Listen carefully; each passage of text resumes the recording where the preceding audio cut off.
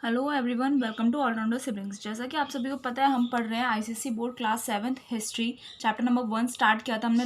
Last 2 lectures हम complete कर चुके हैं इसमें, जिसमें हमने कवर किए थे स्प्रेड ऑफ क्रिश्चियनिटी के बारे में पढ़ा था, क्राइस्ट के बारे में थोड़ा सा पढ़ा था, उनकी टीचिंग्स क्या क्या थी, ठीक है।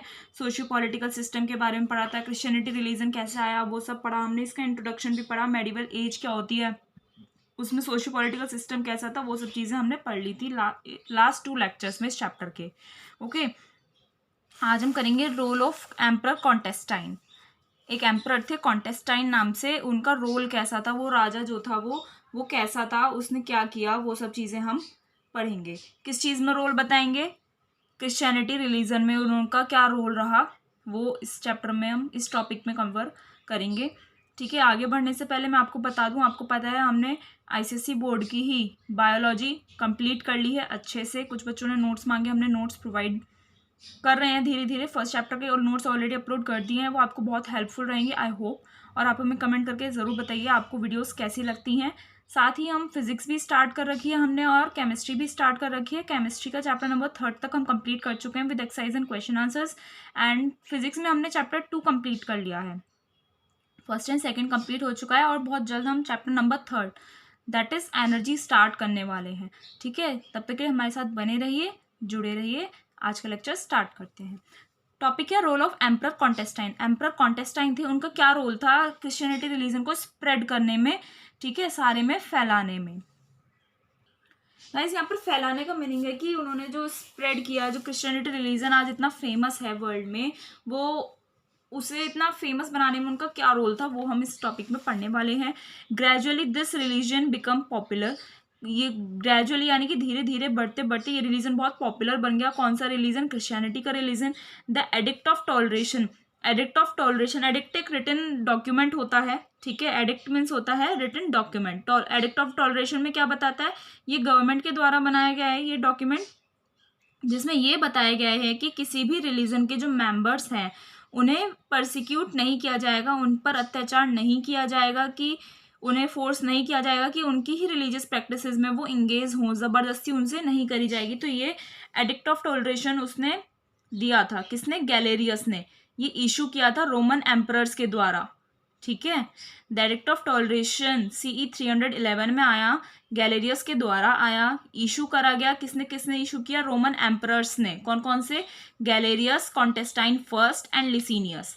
इन तीनों ने ये एडिक्ट ऑफ टॉलरेशन क्या किया था? इशू किया था, जिसमें ये बताया कि किसी भी पर्सन को फोर्स नहीं किया जाएगा, कि उन्हें परसिक्यूट नहीं किया जाएगा, उन पर अत्याचार नहीं किया जाएगा कि वो क्या करें, रिलीजियस प्रैक्टिसेस में इंगेज हों, ठीक है। आगे क्या बोल रहे हैं? Officially ending persecution of Christians. Officially इस डॉक्यूमेंट के आने के बाद क्या हुआ? क्रिश्चियंस पर जो अत्याचार थे वो खत्म हो गए थे, एंड हो गए थे। तो ये डॉक्यूमेंट दिया गया एडिक्ट ऑफ टॉलरेशन का।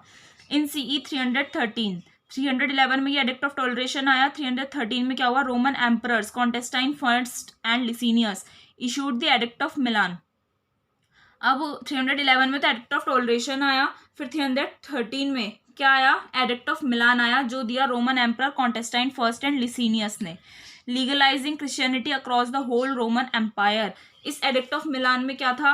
रोमन एम्पायर में, पूरे रोमन एम्पायर में क्रिश्चियनिटी को लीगलाइज कर दिया था, कि क्रिश्चियनिटी भी एक रिलीजन है, लीगली एक्सेप्ट कर लिया गया था पूरे रोमन एम्पायर में।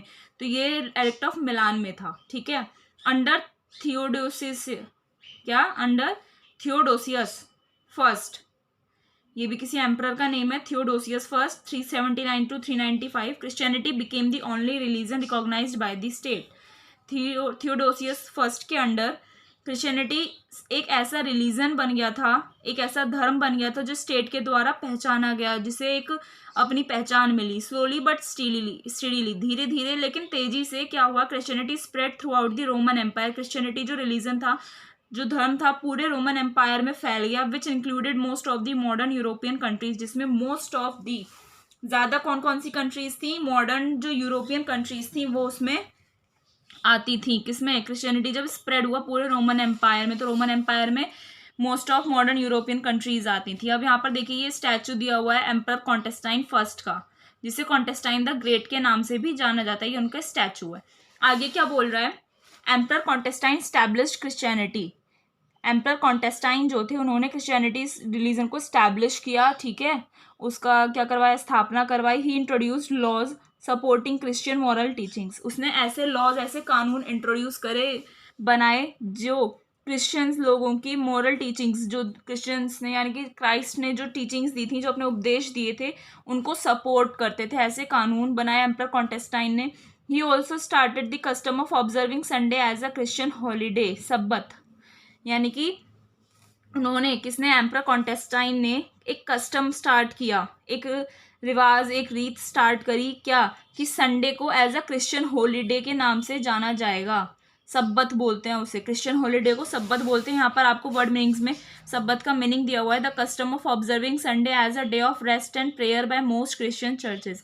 एक ऐसा कस्टम है, एक ऐसा रिवाज है कि संडे को एक ऐसे दिन की तरह ऑब्जर्व किया जाएगा, डे होगा वो रेस्ट का, आराम करने का और प्रेयर करने का, ठीक है। तो चर्च में तभी तो वहाँ पर शांत रहता है, सब पीस में सभी लोग प्रेयर करते हैं। बाय मोस्ट क्रिश्चियन चर्चेज, ज़्यादातर क्रिश्चियन चर्चेज ने ऐसे सब्बत क्या कस्टम को अब वो किया था पॉइंट, ठीक है। In the next 200 to 300 years, अगले जो 200 से 300 साल आए, उसमें Christianity spread through out Europe, Christianity जो थी पूरे यूरोप में स्प्रेड हो गई। किसके वजह से हुआ ऐसा? एम्पर कॉन्टेस्टाइन के वजह से हुआ। Christ's disciple Saint Paul carried Christ teachings to various countries like Greece and Rome. Christ के जो डिसिपल थे, जीसस क्राइस्ट के डिसिपल यानी जो उनके शिष्य थे, सेंट पॉल, उन्होंने क्राइस्ट की जो उपदेश थे उन्हें बहुत सारी कंट्रीज में, उनकी डेथ के बाद बहुत सारी कंट्रीज में उसे फैलाया, ठीक है, लेकर गए अपने साथ, ग्रीस एंड रोम जैसे कंट्रीज में लेकर गए, और वहाँ पर क्राइस्ट को क्या किया, उनके बारे में, उनकी टीचिंग्स क्या थी, वो सभी वहाँ पर बताए। Roman emperor Constantine first embraced Christianity in CE 313। Roman emperor Constantine first जो थे, उन्होंने क्रिश्चियनिटी को CE 313 में एम्ब्रेस कर लिया। एम्ब्रेस होता है हग कर लेना, यानी कि गले लगा लेना। तो उन्होंने एक्सेप्ट कर लिया, एक नया रिलीजन एक्सेप्ट कर लिया था, ठीक है। कौन सा रिलीजन एक्सेप्ट कर लिया था उन्होंने? क्रिश्चियनिटी का CE 313 में। And it became the official religion of the Roman empire by the end of the 4th century CE। और ये ऑफिशियल रिलीजन बन गया था पूरे रोमन एम्पायर का। कब? 4th century के एंड टाइमिंग पर ऑफिशियल रिलीजन बन गया था पूरे रोमन एम्पायर का। The Christian church become very well organize, जो क्रिश्चियन लोगों के जो चर्च थे बहुत अच्छे से ऑर्गेनाइज्ड बन गए। The bishop of Saint Peter's church in Rome came to be considered as the representative of Christ on earth. जो सेंट पीटर्स चर्च था, सेंट पीटर का जो चर्च था, उसके जो बिशप थे, बिशप होते हैं जो एडमिनिस्ट्रेशन का काम करते हैं, ठीक है। तो उस चर्च के जो बिशप थे रोम में, वो चर्च था रोम में, उसके जो बिशप थे उस चर्च के, उन्हें as a representative of Christ on earth, Christ के रिप्रेजेंटेटिव के तौर पर जाना लगा, ठीक है। उन्हें क्या माना जाता है कि जो सेंट पीटर के चर्च के जो बिशप थे वो क्राइस्ट के रिप्रेजेंटेटिव हैं अर्थ पर। पीपल उन्हें क्या बोलने लगे फिर लोग वहां पर? The pop. किस नाम से बोलने लगे उस क्राइस्ट को? सॉरी, क्राइस्ट नहीं, बिशप को, जिन्हें रिप्रेजेंटेटिव ऑफ क्राइस्ट माना गया अर्थ पर, उन्हें द पॉप के नाम से जानने लगे। Medieval Europe. अब मेडिवल यूरोप के बारे में क्या बता रखा है? Emergence of Constantinople as new capital. Emergence होता है आना, कुछ चीज नई प्रोड्यूस होना, ठीक है। तो कॉन्स्टेंटिनोपल एक एरिया बना न्यू कैपिटल के रूप में। The Roman emperor Constantine first established a new capital at Byzantine in CE 330। Roman emperor Constantine first जो थे, उन्होंने एक नया कैपिटल स्टैब्लिश किया, कहाँ पर? बाइजेंटाइन इन CE 330 में। This city became famous as Constantinople named after Constantine. ये जो सिटी थी, कौन सी सिटी? बाइजेंटाइन को ही, ये फेमस हो गई किस नाम से? कॉन्स्टेंटिनोपल के नाम से। कॉन्स्टेंटिनोपल नेम्ड आफ्टर कॉन्टेस्टाइन, कॉन्टेस्टाइन जो ये एम्परर थे उनके ही नाम पर इस सिटी का नाम रख दिया गया, और वो उनकी क्या बन गई? कैपिटल बन गई रोमन एम्पायर की। The Byzantine empire with Constantinople as its capital prospered for 1,000 years until CE 1453। Byzantine empire Constantinople के साथ साथ, मतलब बाइजेंटाइन एम्पायर की कैपिटल बन गई कॉन्स्टेंटिनोपल, ठीक है। उसका हजारों साल तक वो बहुत प्रॉस्पर हुई, यानी कि बहुत समृद्ध हो गई, बहुत अच्छे से वो फली फूली CE 1453 तक। It had close relations with countries of east including India. और ये जो एम्पायर था कॉन्स्टेंटिनोपल कैपिटल के साथ ही इनके बहुत अच्छे रिलेशंस बन गए दूसरी कंट्रीज के साथ, वो उन ज़्यादातर उन कंट्रीज़ के साथ अच्छे रिलेशन बने जो ईस्ट डायरेक्शन में थी, उसमें इंडिया भी आता था। The kind of Christianity followed there came to be known as eastern और ग्रीक और ऑर्थोडॉक्स। उस टाइम पर वहाँ पर जो क्रिश्चियनिटी रिलीजन फॉलो किया गया उसे आगे जाकर ईस्टर्न, ग्रीक या फिर ऑर्थोडॉक्स बोला गया उस एरिया को, ठीक है। The Byzantines built beautiful churches with lavish decoration. Byzantines यानी कि बाइजेंटाइन के एरिया के जो लोग थे उन्होंने बहुत सुंदर सुंदर चर्च बनाए और बहुत लैविश डेकोरेशंस करी, बहुत प्यारी प्यारी सुंदर सुंदर डेकोरेशंस उन चर्चेज में करी। The most famous of them, उन सभी चर्चेज में से सबसे फेमस और सुंदर चर्च कौन सा था? Church of Hagia Sophia. Hagia Sophia का चर्च था इन कॉन्स्टेंटिनोपल, आजकल हम उसे इस्तांबुल के नाम से जानते हैं। Constantinople became the largest city in Europe, the most splendid and prosperous. जो कॉन्स्टेंटिनोपल था वो लार्जेस्ट सिटी बन जाती है यूरोप में, जो सबसे ज़्यादा स्प्लेंडेड यानी कि सुंदर, बहुत बड़ी और इम्प्रेसिव हो जाती है, प्रॉस्पेरस बनती है। And gradually it became the centre of Christianity. और आगे बढ़ बढ़ के ये जो कॉन्स्टेंटिनोपल था, सबसे बड़ी लार्जेस्ट सिटी जो थी यूरोप की, वो क्रिश्चियनिटी रिलीजन का क्या बन जाता है? सेंटर बन जाता है। वहाँ पर क्रिश्चियनिटी का वो सेंटर बन गया था। कौन सा एरिया गाइस? कॉन्स्टेंटिनोपल। होप आपको समझ में आ रहा है, नहीं समझ में आ रहा था आप कमेंट करके पूछ सकते हैं, तो ज़्यादा हार्ड नहीं है। The emergence of this new capital led to a rise of trade and commerce. ये जो नई कैपिटल इमर्ज हुई, जो नई कैपिटल बनी, इससे ट्रेड एंड कॉमर्स भी बहुत बढ़ गया, राइज हुआ उसमें। New governing classes arose as the new capital required a new senate. अब जैसे जैसे नई कैपिटल बनी तो उसमें नई सीनेट की जरूरत थी, नए सीनेट यानी कि नए रिप्रेजेंटेटिव की जरूरत थी, ठीक है। नई कैपिटल को नए रिप्रेजेंटेटिव की जरूरत थी, तो उसमें नई नई गवर्निंग क्लासेस आने लगी। मॉनिटरी स्टेबिलिटी यानी कि financial stability and an expanding population stimulated economic growth. Monetary stability थी उनके पास और पॉपुलेशन एक्सपेंड हो रही थी उस एरिया की, तो उससे इकोनॉमिक ग्रोथ क्या हुई? स्टिमुलेट हुई, वहाँ के एरिया की इकोनॉमिक ग्रोथ होने लगी। Gradually Constantinople began dominating the trade with the east. और उसके बाद क्या हुआ? कॉन्स्टेंटिनोपल जो एरिया था, जो कैपिटल थी, उसने ईस्ट डायरेक्शन में ट्रेड करना स्टार्ट कर दिया, डोमिनेट होने लगी। यानी कि ईस्ट एरिया में जो ट्रेड होता था ज़्यादातर वो कॉन्स्टेंटिनोपल कंट्री के साथ होता था, सिटी के साथ होता था। तो ये था हमारा कि कॉन्स्टेंटिनोपल जो न्यू कैपिटल के रूप में आई, बाइजेंटाइन की न्यू कैपिटल थी, तो उसका इमरजेंस कैसे हुआ, कैसे आई और उसका फिर आगे क्या इफेक्ट पड़ा। अब आता है decline of ancient Roman empire. Ancient Roman empire का डेक्लाइन कैसे हो गया, खत्म कैसे हुआ? एंशियंट रोमन एम्पायर, जो पुराना रोमन एम्पायर था, वो कैसे डेक्लाइन हुआ, कैसे खत्म हो गया? Decline of Roman empire was due to many reasons. जो रोमन एम्पायर का जो डेक्लाइन था वो बहुत सारे रीजन्स की वजह से था। A decline that took place over many hundreds of years. और ये ऐसा डेक्लाइन था जिस वजह से जो उसके सौ साल थे, हजारों साल थे, हंड्रेड्स ऑफ ईयर्स थे, वो सब खत्म हो गए। The major causes for the fall of the Roman Empire were. जो मेजर कॉजेज थे, बड़े बड़े कॉजेज कौन कौन से थे जिस वजह से रोमन एम्पायर खत्म हुआ? पॉलिटिकल करप्शन, ठीक है, कॉन्स्टेंट वार्स, पॉलिटिकल करप्शन होने लगा, लगातार बहुत सारे युद्ध होने लगे। इन फाइटिंग अमोंग सोल्जर्स जो थे, जो सैनिक थे, वो आपस में ही लड़ने लगे। स्लेव रिवॉल्ट्स होने लगे, ये सभी कुछ रीजंस थे बड़े बड़े। इम्पेरियलिज्म डिस्ट्रॉयड डेमोक्रेसी, साम्राज्य फैल गया जिस वजह से डेमोक्रेसी खत्म हो गई, ठीक है। एनकरेज्ड स्लेवरी यानी कि गुलामी ज़्यादा होने लगी। क्रिएटेड आइडल सिटी मॉब्स, भीड़ बढ़ने लगी। पॉलिटिकल कॉन्फ्लिक्ट्स होने लगे, युद्ध होने लगे, लड़ाइयाँ होने लगी और करप्शन बढ़ गया, भ्रष्टाचार बढ़ गया।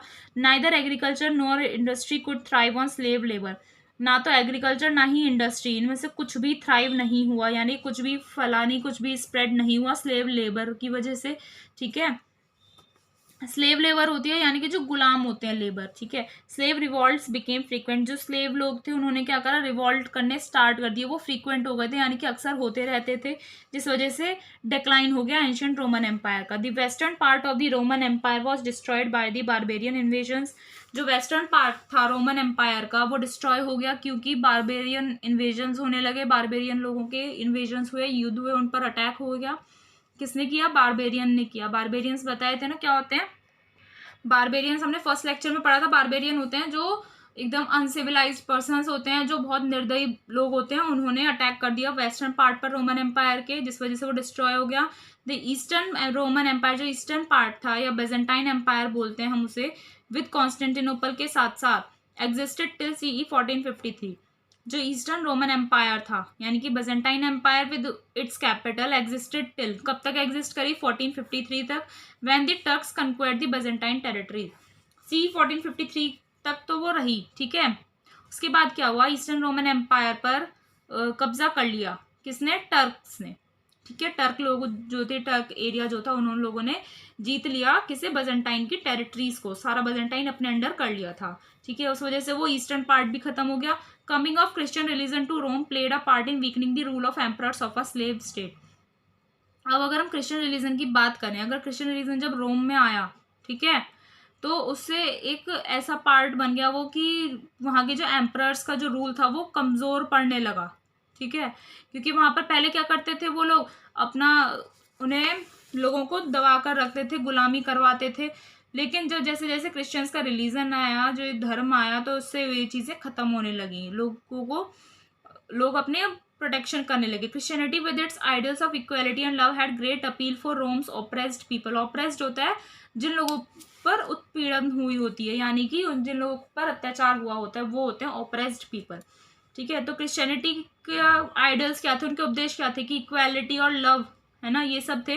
तो इस वजह से उन रोम के जो ऑप्रेस्ड पीपल थे, जो पीड़ित लोग थे, उस पर उस क्रिश्चियनिटी रिलीजन का बहुत बड़ा इफेक्ट पड़ा, जिस वजह से जो रोमन एम्पायर था वो कमज़ोर पड़ने लगा। So great was its attraction that believers were willing to endure prosecution by the emperors and even die for their faith. सबसे बड़ी बात ये हुई कि उसका अट्रैक्शन क्या था कि बिलीवर्स जो थे वो ये चाहते थे कि परसिक्यूशन, जो उन पर उत्पीड़न होती है एम्परर्स के द्वारा, वो ख़त्म हो जाए, रुक जाए, एंड इवन या फिर उन्हें उनकी मर्जी से मार दिया जाए, उनकी इच्छा से। कॉन्टेस्टाइन इन द 4th सेंचुरी, कॉन्टेस्टाइन ने 4th सेंचुरी में was the first ruler to allow Christians to build churches and worship openly rather than in secret।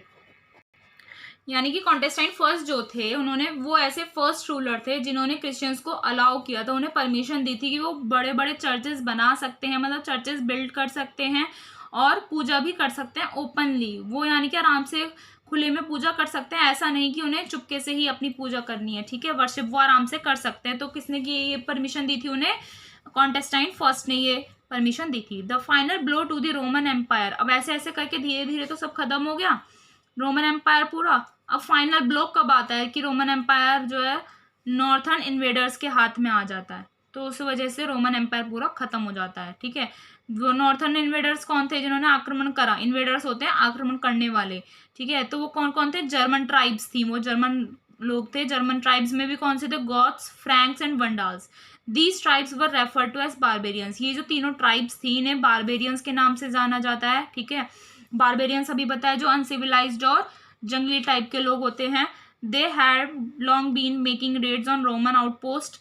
और बहुत टाइम से वो ये जो बारबेरियंस थे वो क्या कर रहे थे, रोमन्स के जो बाहर के एरियाज थे वो उन पर रेड डाल रहे थे, and on the city of Rome itself, और रोम की सिटीज पर भी क्या कर रहे थे, रेड डाल रहे थे। फाइनली CE 476 में वंडाल्स जो थे, ठीक है, जो 3 जर्मन ट्राइब्स बताई दी, गॉथ्स, फ्रैंक्स एंड वंडाल्स, तो उनमें से वंडाल्स जो थे इन्होंने CE 476 में एम्परर को ओवरथ्रू कर दिया, बाहर फेंक दिया। Who ruled the western empire, जिन्होंने वेस्टर्न एम्पायर पर राज किया था, and their chieftain established himself as king, और जो उनका चीफटेन था यानी कि उनका जो सरदार था उसने अपने आप को किंग के रूप में बैठा लिया अपने आप को कि मैं यहाँ का राजा हूँ।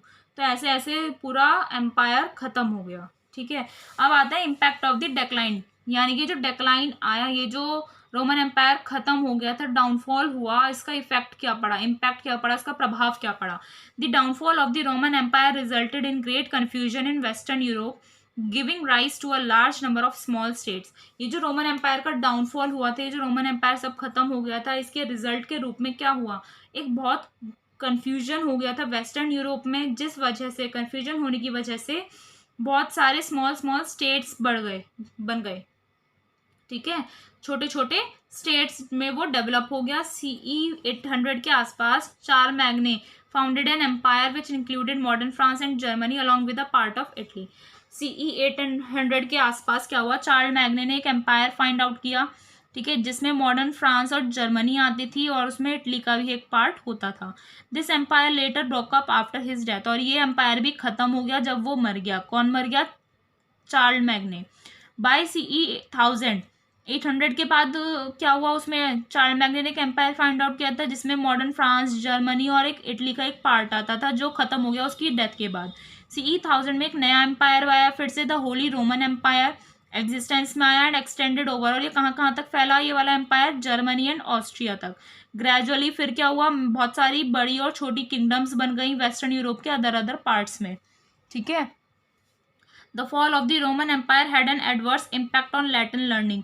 रोमन एम्पायर जो खत्म हुआ उस वजह से एक बहुत बुरा प्रभाव उनकी लैटिन लैंग्वेज जो होती है उस पर भी पड़ा। लैटिन लर्निंग, लैटिन लैंग्वेज होती है, ठीक है। The spread of Latin language was halted. Latin language का जो स्प्रेड था, जो लैटिन लैंग्वेज सारे में स्प्रेड हो रही थी, वो क्या हो गई? हाल्ट हो गई, यानी कि रुक गई।